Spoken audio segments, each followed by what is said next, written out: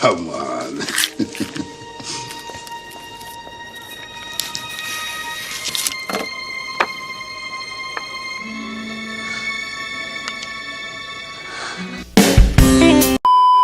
Why does Midwest Emo look like this and also this? And why are empty parking lots and pictures of random houses with ambient lighting so closely related to the genre? And for God's sake, why is Scott Pilgrim the modern mascot for Midwest Emo?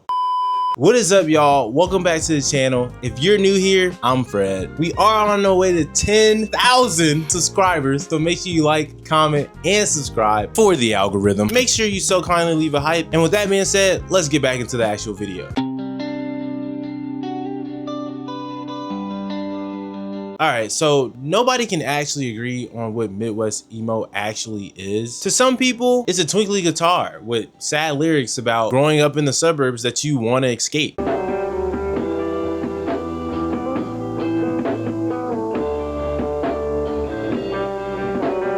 To some other people, it isn't even a real genre, just indie rock pretending to be punk. Midwest Emo didn't start as a style. It was more of like a misunderstanding. And to understand how we got there, we have to go back to before Midwest Emo even mattered.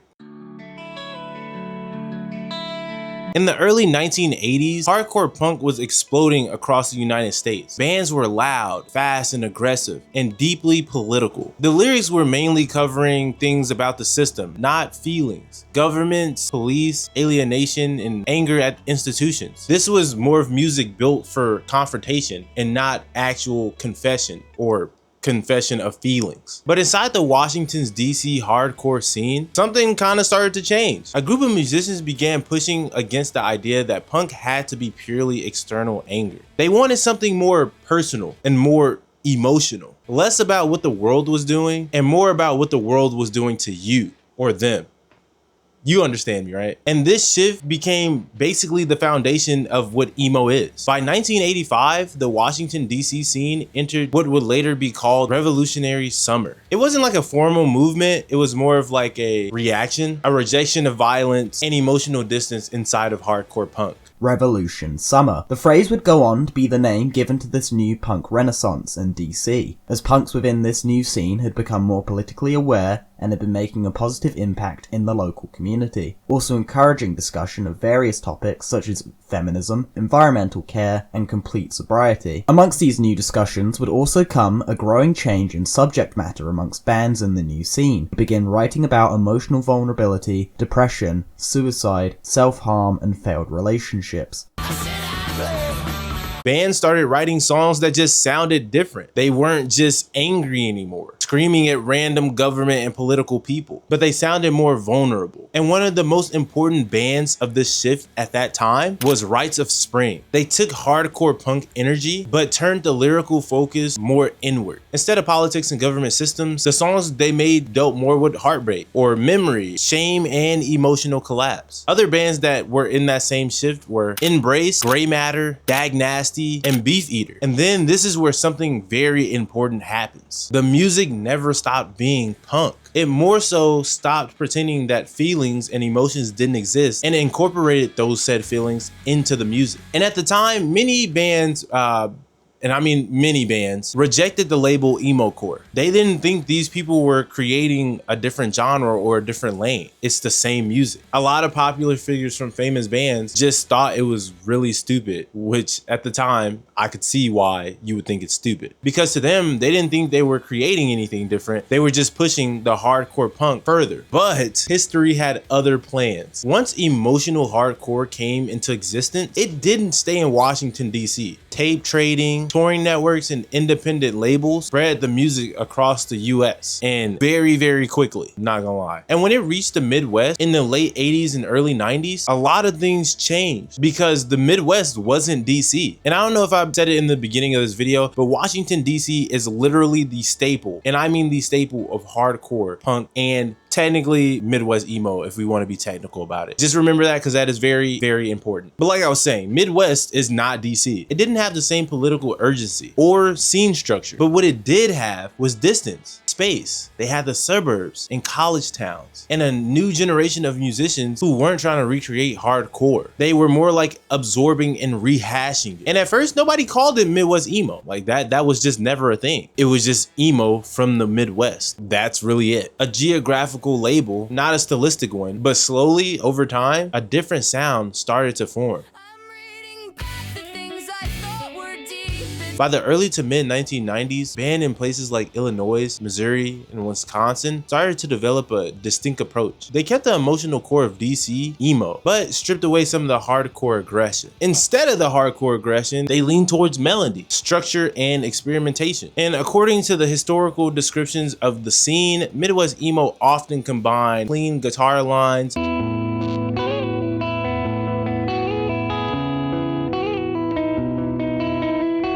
unconventional song structures,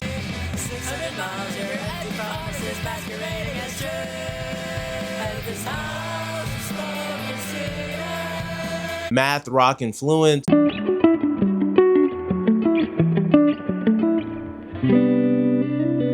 and more confessional lyrics.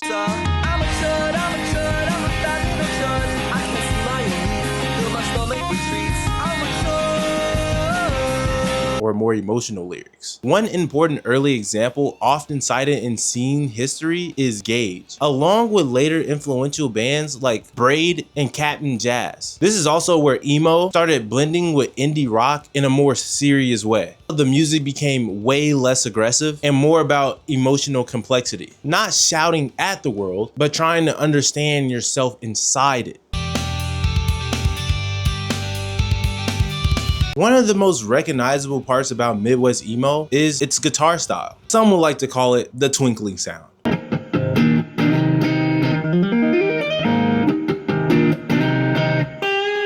The clean tones and the interlocking melodies didn't come from nowhere. It came from the math rock influence and also post-hardcore experimentation. Instead of power chords, they use strings. Instead of riffs, they use texture. There are some really tough riffs inside of Midwest emo. I just have to state that. Midwest emo riffs, they're ridiculous. They're actually ridiculous. But this is a major part of why Midwest emo feels so different from earlier emo. It's not just emotional in lyrics, but it's also emotional in the structure of the music. As more and more bands formed in the Midwest, critics and fans started grouping them together. And not because they sounded identical, but because they shared a spirit. And eventually, bands like Captain Jazz, Braid, Promise Ring, and later American Football all became associated with the second wave. And this is where the term Midwest emo really became solidified. Not as a self-defined genre, but as a retrospective label used to describe a regional evolution of emo. And this is also important to note. Midwest emo does not mean a band has to be from the Midwest. It means the style that developed there became iconic enough to define a sound.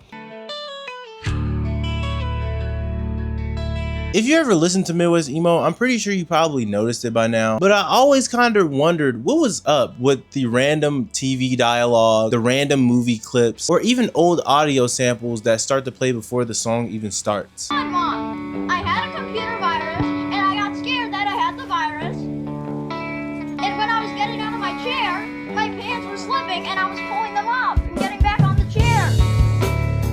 All of this stuff isn't random. It serves a purpose because Midwest emo is heavily focused on emotion and memory, and spoken word samples act like emotional framing devices. They set a tone before the music even starts playing, a feeling of nostalgia, isolation, or even reflection. It turns the song into a scene, not only just the audio, but also the atmosphere. Sometimes I'm scrolling on Instagram and I love Midwest emo, dude. When I tell you I love it, it's my favorite genre of music ever. It's amazing. And I'll always be scrolling on TikTok or Instagram and I'll see I don't know, Mordecai and Rigby or Scott Pilgrim or just some random sad clip from a movie and just throw a Midwest emo riff behind it, bro. That's some emotional stuff right there. I am not turning down the money. I am turning down you. You get it? I want nothing to do with you.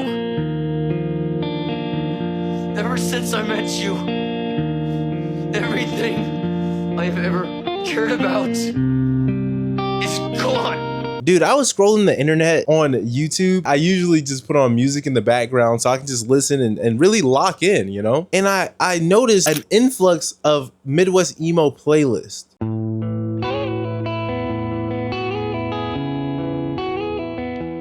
Fast forward to the internet era, YouTube and later TikTok began circulating Midwest Emo playlists for studying, songs that make you feel like it's 2008 again, sad indie emo mix. These videos often pair the music with nostalgic visuals, and even people who never lived through the original scene can easily connect with it emotionally because the sound itself already feels nostalgic. It feels like a memory. And I don't think the internet changed Midwest Emo, it kind of just amplified what was already there. A genre of music built on, you know, emotion and nostalgia.